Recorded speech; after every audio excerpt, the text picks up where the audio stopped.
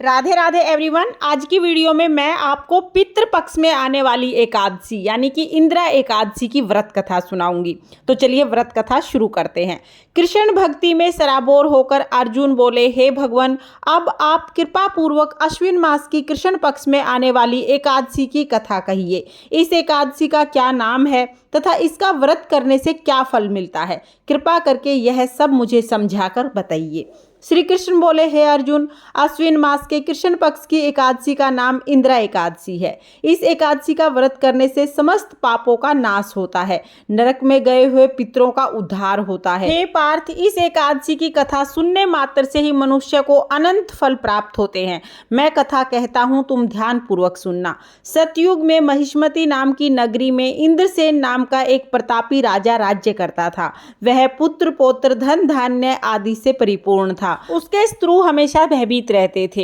एक दिन राजा अपनी राज्य सभा में सुखपूर्वक बैठा था, तभी महर्षि नारद वहां आ गए। नारद जी को देखकर राजा आसन से उठा, प्रणाम करके उन्हें सम्मान सहित आसन दिया।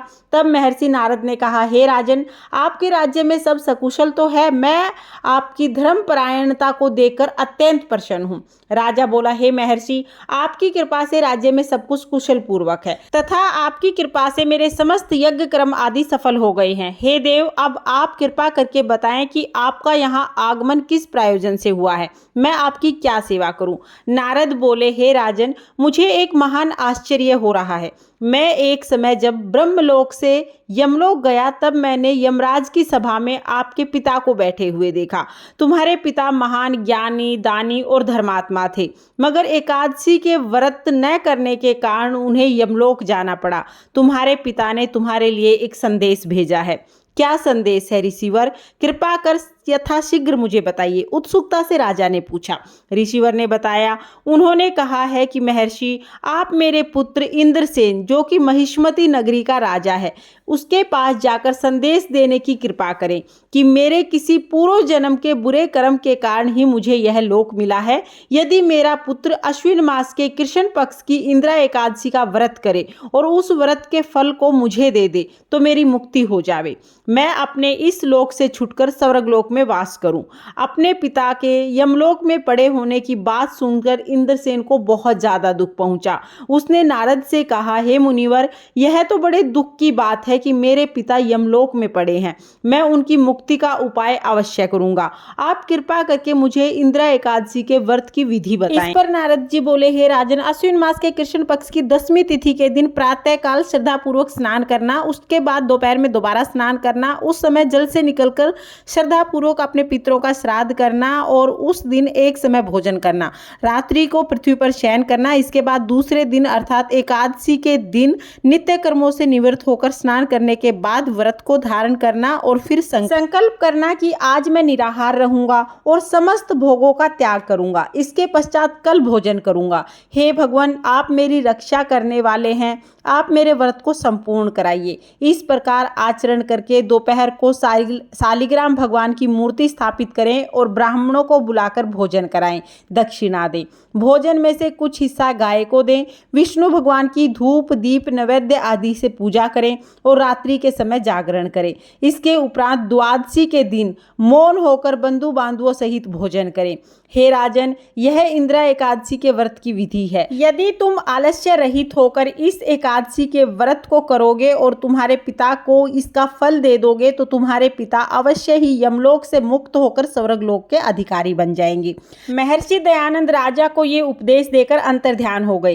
राजा ने इंदिरा एकादशी का विधि पूर्वक व्रत किया। बंधु बांधवों सहित इस व्रत को करने के कारण आकाश से पुष्पों की वर्षा होने लगी और राजा का पिता यमलोक से रथ पर चढ़कर स्वर्गलोक की तरफ चला गया। राजा इंद्रसेन भी इस एकादशी के प्रभाव से इस लोक के सभी सुखों को भोग कर अंत में स्वर्गलोक को गए। श्री कृष्ण भगवान बोले, हे अर्जुन, यह मैंने तुम्हारे सामने इंदिरा एकादशी का महात्म्य वर्णन किया है। इस कथा को पढ़ने सुनने मात्र से ही समस्त पापों का नाश हो जाता है और मनुष्य अंत में स्वर्गलोक में वास करता है। ये थी इंदिरा एकादशी की व्रत कथा। हे भगवान, जैसे आपने राजा का और उनके पूर्वजों का उद्धार किया, उसी तरह इस कथा को कहते सुनते हुकारा भरते सबका उद्धार करना और सबकी सभी मनोकामनाएं पूर्ण करना।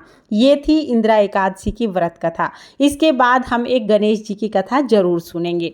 एक बार एक गांव में एक बुढ़िया रहती थी। बुढ़िया रोजाना गणेश जी की पूजा करती थी। रोजाना मिट्टी के गणेश जी बनाती, रोजाना गल जाते। बुढ़िया के घर के सामने ही एक सेठ की हवेली बन रही थी। बुढ़िया ने जाके कारीगर से कहा, कारीगर कारीगर मेरे पत्थर के गणेश जी बना दो। कारीगर ने कहा, बूढ़ी माई जब तक तुम्हारे गणेश जी बनाएंगे तब तक हमारी दीवार बन जाएगी, हमें समय नहीं है, आप किसी और से बनवा लें। बुढ़िया को ये सुन के बहुत बुरा लगा। बुढ़िया बोली, भगवान करे तुम्हारी दीवार टेढ़ी हो जाए। ये कह के बुढ़िया अपने घर चली गई। अब कारीगर जब भी दीवार बनाए, दीवार टेढ़ी हो जाए, उसको गिरा के दोबारा बनाए, दोबारा फिर टेढ़ी हो जाए। ऐसे ही दीवार को बनाते गिराते सुबह से शाम हो गई। शाम को सेठ जी बोले कि आज कोई काम नहीं किया। तो कारीगर बोले, सेठ जी काम तो बहुत कर रहे हैं, लेकिन जब भी दीवार बनाते हैं दीवार टेढ़ी बन जाती है। उसके बाद कारीगर ने बुढ़िया की सारी बात सेठ जी को बता दी। सेठ जी बोले कि मुझे बुढ़िया के पास लेके चलो। कारीगर सेठ जी को बुढ़िया के पास ले गए। सेठ जी जाके बुढ़िया से बोले, हे बूढ़ी माई, हम आपके पत्थर के नहीं सोने के गणेश जी बनवा देंगे, आप हमारी दीवार सीधी करा दें। गणेश जी तो सारी बात सुन ही रहे थे। ये बात सुनते ही गणेश जी ने दीवार सीधी कर दी।